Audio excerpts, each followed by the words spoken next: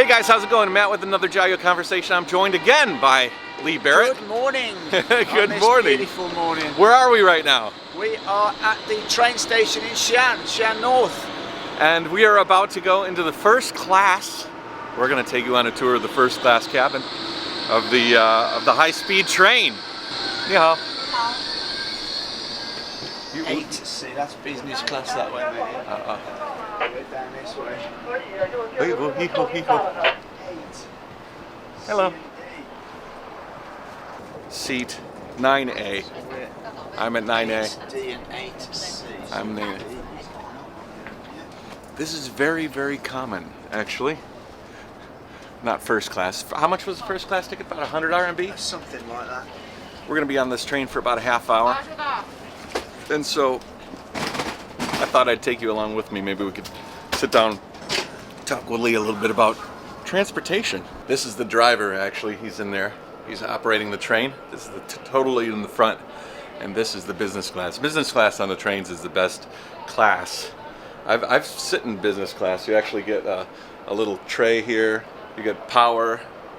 Very comfortable. The seat reclines all the way down. You can end up in the laying down position. Very nice, very nice. So yeah, transportation in China. We're on a train. What speed do you think we're going to get up to? Oh, it's quite a short journey, so probably a couple 200, 250 kilometers an hour, maybe a little bit more. Maybe a little bit more. Certainly we won't feel it because this railway is super smooth, you know? Yeah, I mean, the thing I noticed here, that there's two things that stand out for transportation here, especially trains, is the first is efficiency, and the second is value.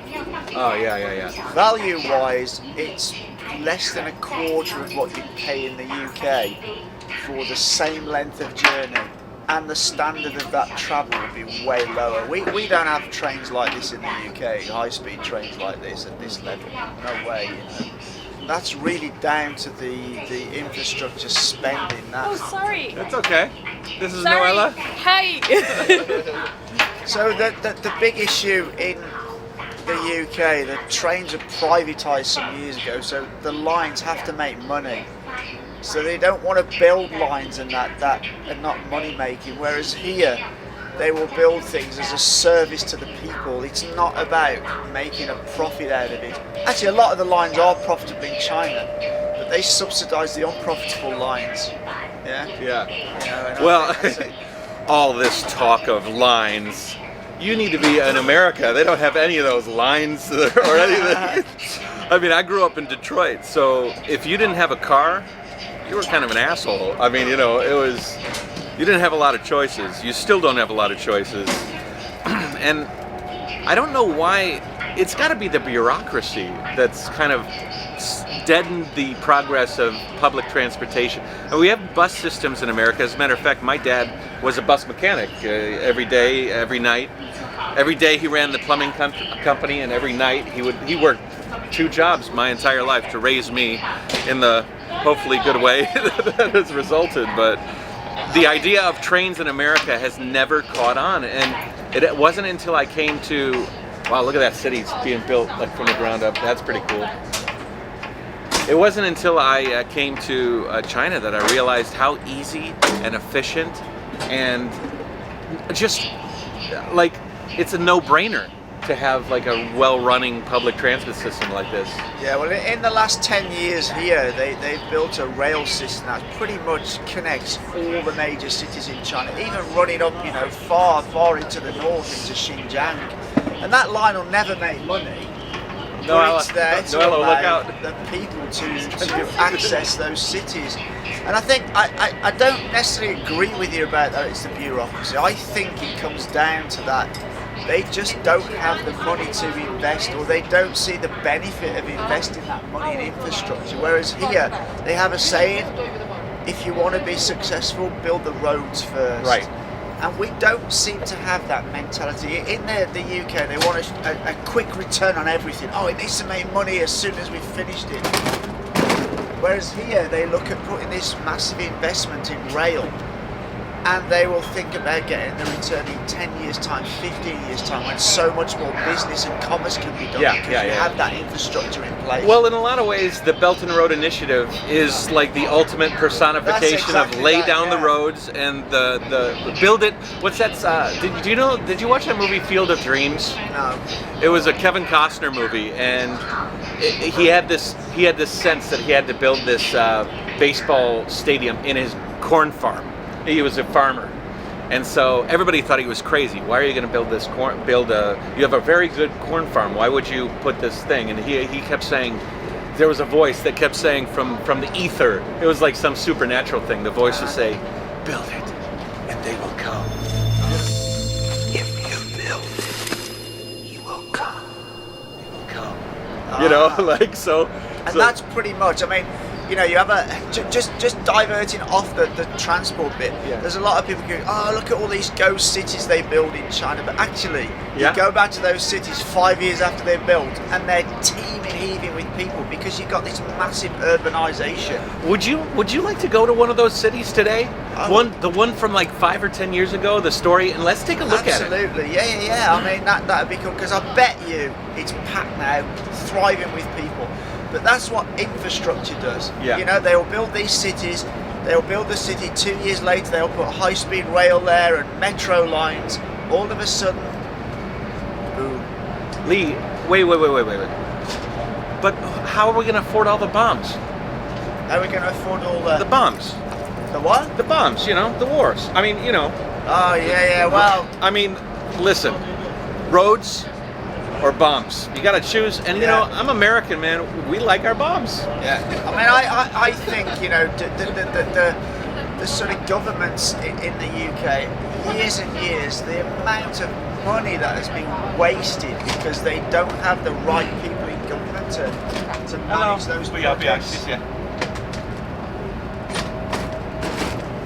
They don't have they don't have the right people managing those projects. So here they'll look at infrastructure, and there'll be a huge amount of people within the government who have engineering experience and infrastructure experience. So they do it efficiently, they do it cost effectively, and that's something that they really struggle with in the UK. The bomb comment actually comes from the fact that if you guys aren't American, I mean, Americans spend ungodly amounts of money. Colossal, like 10 of its neighbor countries in that list of countries that spend on defense. Okay. Sorry, she told me I had to be a little quieter.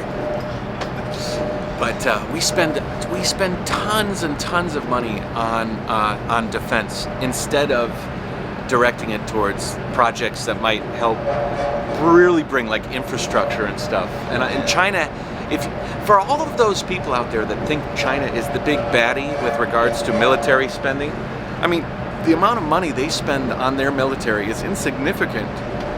And all of that money that they've saved, they've invested in places like this, you know. Well, it's invested in road and rail infrastructure. We went out in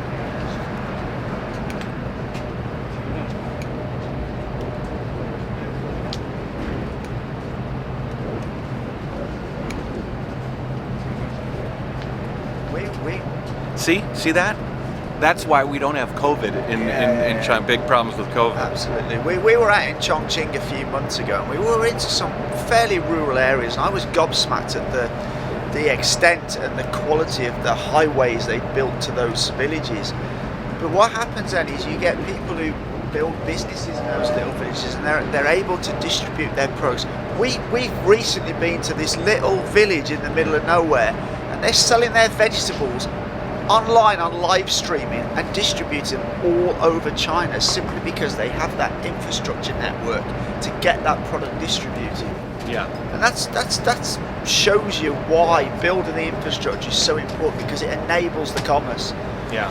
You know, it's an intricate puzzle, and infrastructure is an important part of it. You know, at the end of the day as well, it just makes our lives so much better. Like, for the end user who's trying to just get around and go to my hometown, or you know, not me, but the Chinese go to your hometown, or you know, go and see some friends, it makes it so much more accessible and it's so much cheaper. And even the people who aren't on a great whack of money can get around to their hometowns, you know, once or twice a year. Yeah, that's affordable. that's because it's not run for profit. It's run to help the people. Yeah, Whereas yeah. everything in the UK is run for profit because it's all been privatised. Yeah. You know, a company doesn't want to open up a rail line if they're not going to make any money. Yeah. And then the ones that they are making money on, they just want to keep pushing the prices higher and higher. So actually, train travel in the UK has become kind of more of a thing for wealthier people, because normal working people can't afford to use trains now in the UK, you know, which is it's mad. Again, trains? What are those things? Like, as an American, I mean, train travel is... In America, we have like Amtrak, and those trains are old, the rails are rickety. What are we traveling? We are traveling at 306 kilometers an hour at this very moment. And do we even Never feel know it? that, would you? That's mad. You would That never is know We've crazy. got our coffee sat on the side here Yeah, without yeah, even, without even, you know. Oh, by the way, the psycho that was sitting next to Lee Barrett is his son, Ollie Barrett. So, did you see him making faces and stuff while you were talking? Yeah, very entertaining father-son duo here. But yeah, I think that you know, you don't. I think that unless you've been to like Japan has a very, very good travel industry. Yeah, Very good Germany travel. and France are not too bad. Yeah, But yeah. I think China now has way more than all of those countries put together. You know, they've made that as like a mainstay of their policy to connect all the major cities by high speed rail, and they're now working on even the sort of smaller cities. Yeah. You know, so it's really not difficult to get from A to B at all in China on the trains. Any major city to another major city is pretty easy. I feel like, and this might be a bit naive, but I feel like there's a lot of the hatred to China is based in jealousy. Oh yeah. You know, like China's got all of this stuff and a very robust transit system. They've got no COVID. They've got a growing GDP. They've got all of these things. So there's we were talking about this earlier, and this is kind of off topic, but there's this kind of like mentality of instead of compete, we're just gonna blame. Yeah. You know what I mean? Instead of like the IP theft in China, there's you know, there's definitely some of that has happened, and there's been some stealing of ideas.